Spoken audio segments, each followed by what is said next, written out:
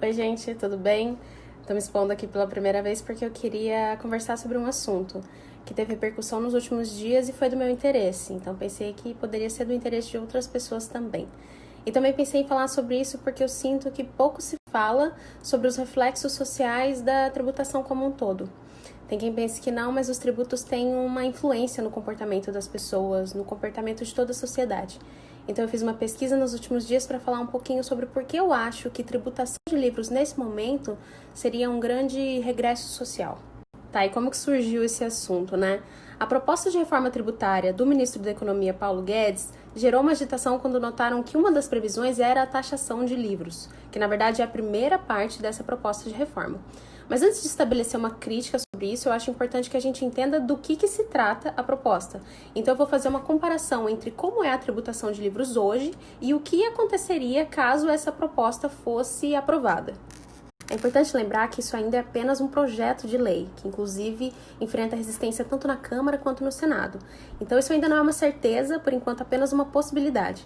Mas é importante a gente pensar por que isso sequer deveria ter sido proposto por eles.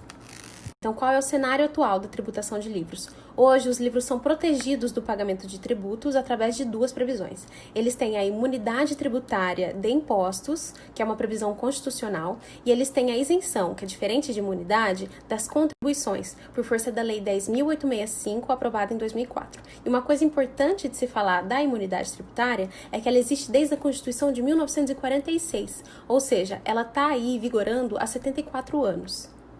E a proposta de imunidade foi feita pelo deputado federal da época e também escritor famoso, Jorge Amado. Eu não fazia ideia que Jorge Amado tinha sido deputado federal, inclusive ele foi o mais votado do estado de São Paulo, e segundo ele mesmo, a intenção dele quando propôs essa imunidade foi a de garantir a liberdade de expressão. Então a desoneração do livro não foi proposta só pela cultura literária, mas também para garantir a democracia e para impedir a censura, já que a partir disso os custos de produção de livro ficariam cada vez menores. E não tem como não citar o fato e o raciocínio de que se a não tributação de livros existe desde 1946 e resistiu até hoje, significa que ela sobreviveu inclusive durante o período da ditadura militar. E agora, em 2020, ela está sendo curiosamente ameaçada. Tá, mas está sendo ameaçada de que forma, né? Qual é a proposta?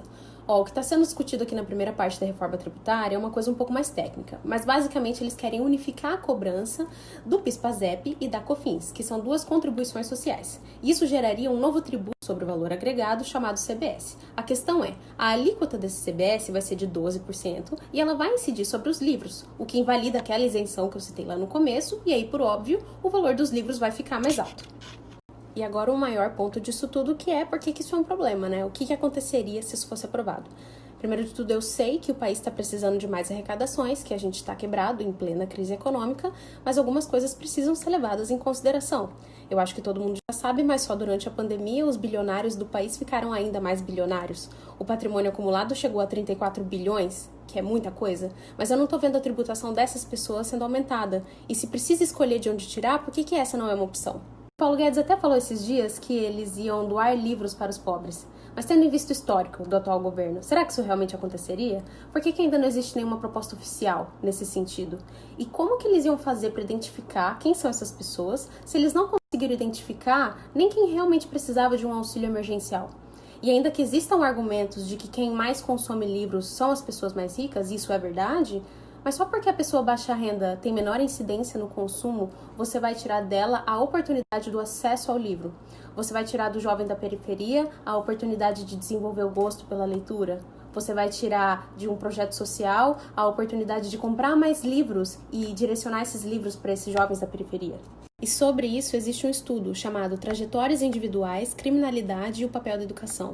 Ele foi divulgado em 2016 pelo IPEA e eles constataram que o eixo básico de qualquer política preventiva e efetiva de segurança pública é a educação.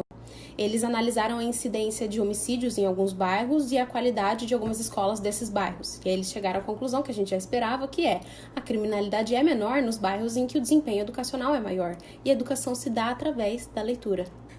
Então é por isso que o livro precisa ser visto como um bem essencial, porque a gente até conseguiria calcular quanto que eles ganhariam com a tributação, incide lá 12% sobre o valor da venda e tem um rendimento. Mas a gente também precisa calcular e mensurar quanto que eles convenientemente ganham quando limitam a formação intelectual da população, quando limitam o nosso poder de questionamento. E o meu receio é que seja exatamente aí onde eles querem chegar. Bom, é mais ou menos isso, existe muito mais coisa para ser falada sobre esse assunto, mas daí eu falo muito, né, e aí ficaria muito longo e muito cansativo. Então eu espero que pelo menos até aqui tenha sido informativo ou do interesse de alguém. É isso, obrigada!